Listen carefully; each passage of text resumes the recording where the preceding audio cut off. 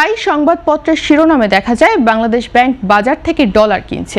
সর্বশেষ 4 জুন দুটি বাণিজ্যিক ব্যাংক থেকে 2,50,00,000 মার্কিন ডলার কিনেছে কেন্দ্রীয় ব্যাংক।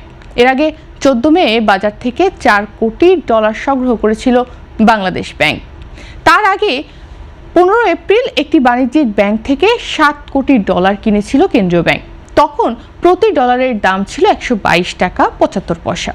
এ ধরনের খবর প্রায় প্রকাশিত হয়, কিন্তু অনেক সাধারণ মানুষের মনে একটি প্রশ্ন ঘুরপাক খায়, তা হলো বাংলাদেশ ব্যাংকের তো নিজস্ব বৈদেশিক মুদ্রার রিজার্ভ রয়েছে, তাহলে আবার কেন বাজার থেকে ডলার কিনতে হচ্ছে? প্রশ্নটি একেবারেই স্বাভাবিক, কারণ সাধারণভাবে অনেকেই মনে করেন বৈদেশিক মুদ্রার রিজার্ভ মানেই বাংলাদেশ ব্যাংকের কাছে জমা থাকা বিপুল পরিমাণ ডলার, যা প্রয়োজন মতো ব্যবহার করা যায়। বাস্তবে বিষয়টি কিছুটা ভিন্ন। অর্থনীতিবিদদের মতে বাংলাদেশ ব্যাংকের ডলার কেনার পেছনে শুধু রিজার্ভ বাড়ানোর লক্ষ্যই নয়, বরং বৈদেশিক মুদ্রা বাজারে ভারসাম্য বজায় রাখা, ডলারের বিনিময় হার স্থিতিশীল রাখা এবং রপ্তানি ও রেমিটেন্স প্রবাহকে উৎসাহিত করার মতো একাধিক অর্থনৈতিক উদ্দেশ্য কাজ করে।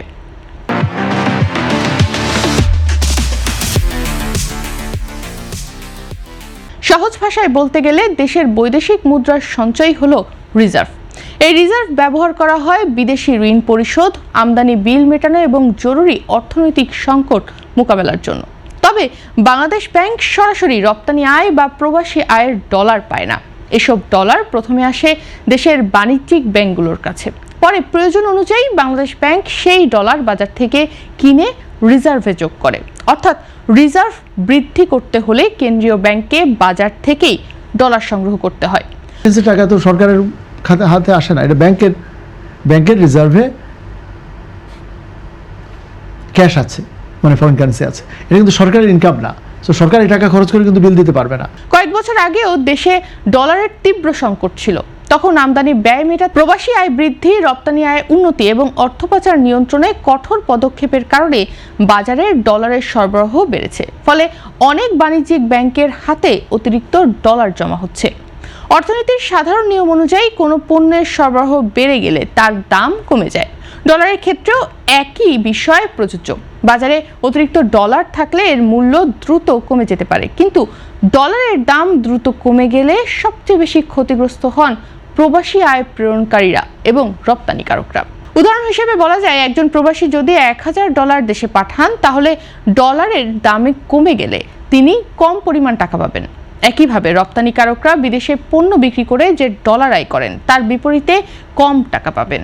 এতে বৈদেশিক মুদ্রা অর্জনের দুটি প্রধান উৎসই নিরুৎসাহিত হওয়ার ঝুঁকিতে পড়ে।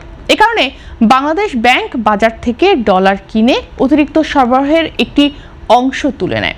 ফলে ডলারের দাম হঠাৎ করে পড়ে যায় না এবং বাজারে একটি গ্রহণযোগ্য ভারসাম্য থাকে। এখানেই প্রশ্ন ওঠে, ডলার কেনা মানেই কি শুধু রিজার্ভ বাড়ানো?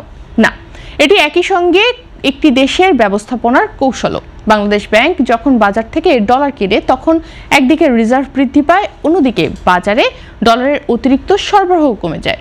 এর ফলে ডলারের বিনিময় হার একটি স্থিতিশীল পর্যায়ে থাকে। বিশেষজ্ঞদের মতে ডলারের দাম খুব বেশি বেড়ে যাওয়া যেমন অর্থনীতির জন্য ক্ষতিকর, তেমনি খুব দ্রুত কমে যাওয়াও ভালো নয়।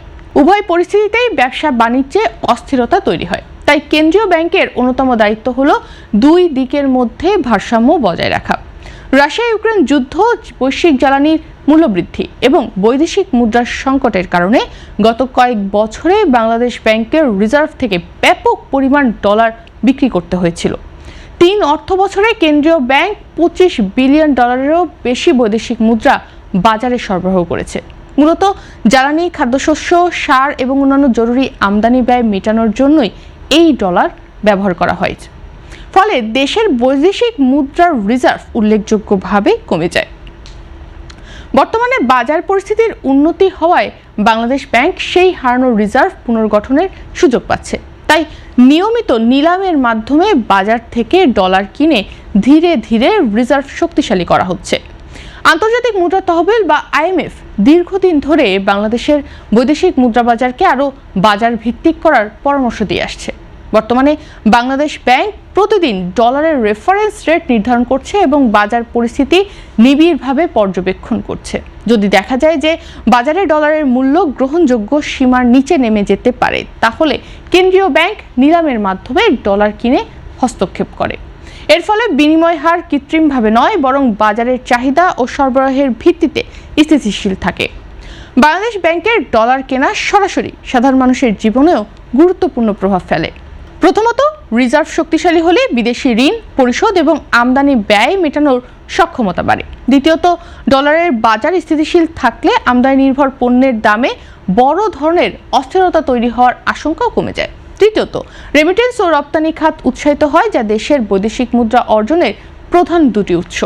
চতুর্থত, শক্তিশালী রিজার্ভ আন্তর্জাতিক বিনিয়োগকারী এবং ঋণদাতা সংস্থাগুলোর কাছে দেশের আর্থিক সক্ষমতার একটি ইতিবাচক বার্তাও দেয়। তবে অর্থনীতিবিদরা মনে করছেন, শুধু রেমিটেন্স প্রবাহ বৃদ্ধি এবং কেন্দ্রীয় ব্যাংকের ডলার কেনার উপর নির্ভর করে দীর্ঘমেয়াদে স্থিতিশীলতা ধরে রাখা সম্ভব নয়। এর জন্য রপ্তানি পণ্যের বহুমুখীকরণ, বিদেশি বিনিয়োগ বৃদ্ধি, অর্থ পাচার নিয়ন্ত্রণ এবং আমদানি ব্যবস্থাপনায় আরও শৃঙ্খলা নিশ্চিত করতে হবে। অন্যথায় বৈদেশিক অর্থনৈতিক ধাক্কা বা বৈদেশিক লেনদেনের চাপ আবারও ডলারের বাজারকে অস্থিতিশীল করে তুলতে পারে। সব মিলিয়ে বাংলাদেশ ব্যাংকের ডলার কেনা কোনো সংকটের লক্ষণ নয়, বরং এটি রিজার্ভ পুনর্গঠন, ডলারের বিনিময় হার স্থিতিশীল রাখা এবং রপ্তানি ও রেমিটেন্স খাতকে সুরক্ষা দেওয়ার একটি অর্থনৈতিক কৌশল। অর্থাৎ বর্তমানে কেন্দ্রীয় ব্যাংকের ডলার কেনা মূলত বাজারে ডলারের সরবরাহ বৃদ্ধি এবং অর্থনীতির তুলনামূলক উন্নত ব্যবস্থারই সুযোগ কাজে লাগানোরই একটি পদক্ষেপ।